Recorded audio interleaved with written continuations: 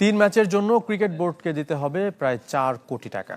এত অর্থ খরচ করে আসন্ন বাংলাদেশ পাকিস্তান টি-20 সিরিজ দেখাতে আগ্রহ দেখাচ্ছে না কোনো বাংলাদেশি চ্যানেল। শুধু তাই নয়, ভারত সিরিজ পিছিয়ে যাওয়ায় 2 বছরের জন্য মিডিয়া সত্ত্ব কিনতেও ব্রডকাস্টারদের আগ্রহে ভাটা পড়েছে। ক্রিকেট বোর্ড সভাপতি হয়ে নতুন দিনের স্বপ্ন দেখাচ্ছেন আমিনুল ইসলাম বুলবুল। বাংলাদেশ ক্রিকেটের ব্র্যান্ড ভ্যালু বাড়াতে নিচ্ছেন উদ্যোগ। এজন্য আইসিসির সাবেক কমার্শিয়াল জেনারেল ম্যানেজার ক্যাম্বেল জেমিসনকে নিয়োগ দিয়েছেন পরামর্শক হিসাবে।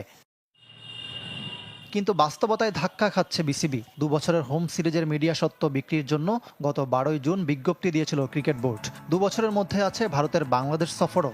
কিন্তু রাজনৈতিক কারণে 13 মাস পিছিয়ে গেছে এই সিরিজ। আগামী বছরের সেপ্টেম্বরে হবে কিনা তাও নিশ্চিত নয়, যার কারণে আগ্রহে ভাটা ব্রডকাস্টারদের।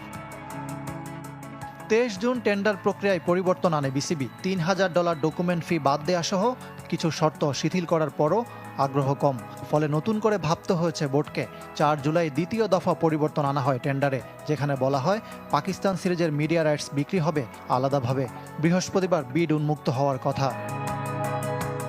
কিন্তু এখন পর্যন্ত বাংলাদেশের কোনো টিভি চ্যানেল খেলা দেখানোর আগ্রহ দেখায়নি। টি স্পোর্টস বিডে অংশই নিচ্ছে না। জানা গেছে 3 ম্যাচে টি-20 সিরিজের জন্য প্রায় 4 কোটি টাকা চেয়েছে ক্রিকেট বোর্ড।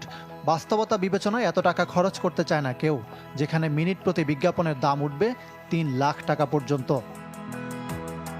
তবে শেষ পর্যন্ত অপেক্ষা করতে চায় ক্রিকেট বোর্ড, না হলে নিজে থেকে ব্রডকাস্টারদের দ্বারস্থ হবে।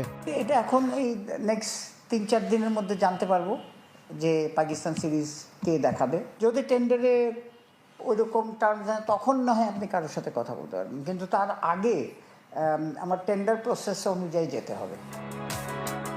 পরিবর্তিত টেন্ডারে এবছরের 26 আগস্ট থেকে 2027 সালের 15 জুন পর্যন্ত মিডিয়া রাইটস বিক্রি করতে চায় ক্রিকেট বোর্ড। ভারত সিরিজ পিছিয়ে যাওয়ায় এবছর ঘরের মাঠে শুধু আয়ারল্যান্ড ও ওয়েস্ট ইন্ডিজের বিপক্ষে খেলবে টাইগাররা।